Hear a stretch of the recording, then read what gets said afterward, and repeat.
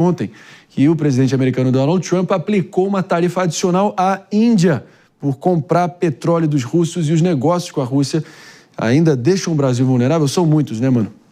Exatamente. Há o temor, porque o Brasil tem comprado óleo diesel russo, né? E então, se Trump seguir esse padrão, né, seguir esse critério de punir com uma sobretaxa os países que eventualmente façam compras à Rússia, o que tem sido interpretado não apenas por Trump, vale dizer, mas também por seus aliados da OTAN, como um meio de financiar a atuação da Rússia na guerra de invasão contra a Ucrânia, o Brasil pode, portanto, vir a ser punido com uma sobretaxa, o que, Marinho, de verdade, tem causado um pouco de desespero em alguns setores, sobretudo do agronegócio, porque não há no horizonte uma alternativa rápida de como substituir tanto o óleo diesel como a compra de fertilizantes que o agro tem feito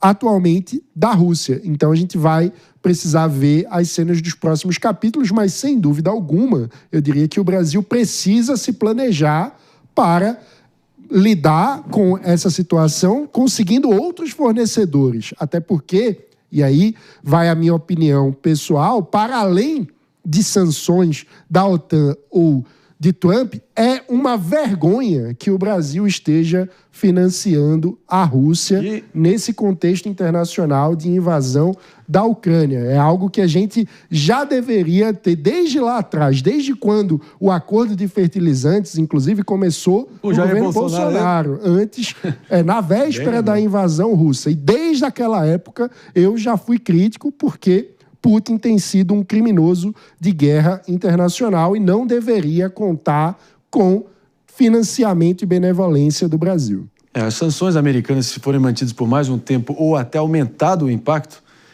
poderia terminar de pulverizar a nossa indústria, que já está num nível inferior a 1930, meu amigo. Antes da Revolução de 1930, que foi necessária uma revolução com o gaúcho Getúlio Vargas, acabando assumindo o poder naquele contexto todo. Maria, eu sempre costumo, até em tom de brincadeira com os meus alunos, eu falo assim, na verdade o país precisa se industrializar. A gente fala muito que a gente precisa de reindustrialização do país, mas na verdade a gente precisa de indústria. Né? E eu trago aqui alguns dados interessantes. Por exemplo, a gente teve a divulgação do IBCR, né? IBCBR. Então, por exemplo, a gente teve um resultado composto de menos 0,54%. Então, a indústria já está dando sinal em termos aqui, ó, agropecuária, menos 1,10%, metal, 2,65%, que vai ter impacto no aço e no alumínio. Energia, menos 2,01%. Então, a gente está tendo aqui já impactos muito ali latentes na própria indústria, né? Então isso precisa ser olhado com mais cuidado, precisa haver outros parceiros comerciais para a gente poder alavancar a nossa indústria. Agora, o próprio presidente Lula, né? Vamos só focar aqui, particularmente na declaração que ele fez, afirmando que vai discutir sobre a imposição do tarifaço americano com os representantes dos países dos BRICS, claro, Rússia, Índia, China e África do Sul. E ele disse que pretende primeiro conversar com o primeiro-ministro da Índia, Narendra Modi, que depois do presidente chinês Xi Jinping, ambos ali, pelo menos o Xi Jinping agora num compasso ali que resolveu com o Trump, pelo menos por enquanto, um acordo comercial.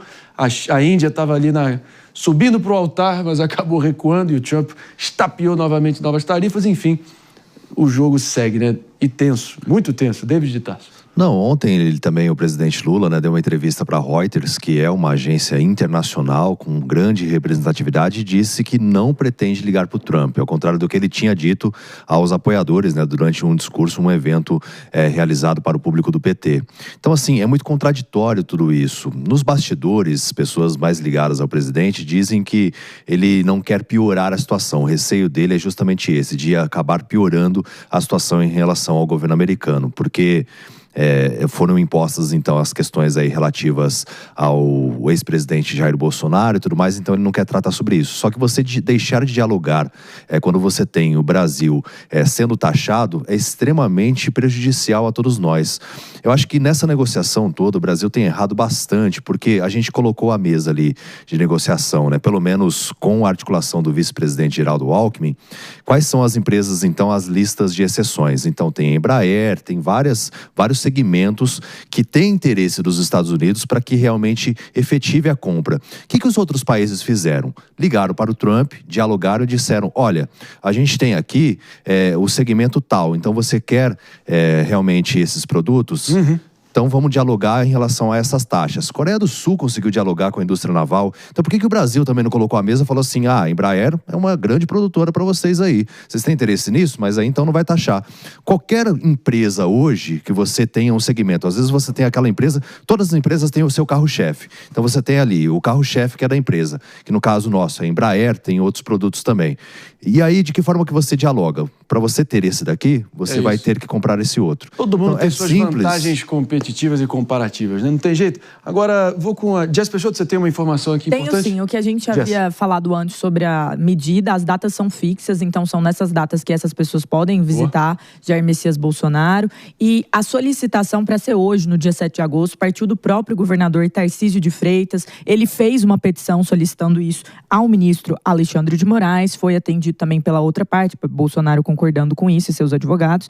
E aqui, a realidade é que o Tarcísio está em Brasília para uma reunião com governadores e, como bem colocado ali numa informação que está na coluna da nossa jornalista Beatriz Manfredini, em parceria com Bruno Pinheiro, eles há pouco falaram com o governador e ele disse que não deve demorar muito para ir encontrar Jair Bolsonaro. Então, essa é uma informação exclusiva aqui da Jovem Pan. Então, veja que já é uma certeza que o primeiro a encontrar dos aliados políticos será, de fato, a figura do governador Tarcísio de Freitas, que está em Brasília e fará esse encontro na data de hoje, em breve, lembrando que ele só pode ficar lá até às 18 horas. E essa reunião com governadores, que deve acontecer na sede do escritório do governo de São Paulo, em Brasília, a expectativa de reunir até 10 governadores de direita e centro-direita, o que mostra também mais um movimento de articulação, que possivelmente pode ter a ver também com a estratégia diante das sanções, agora, porque esses estados governados pela direita são bastante impactados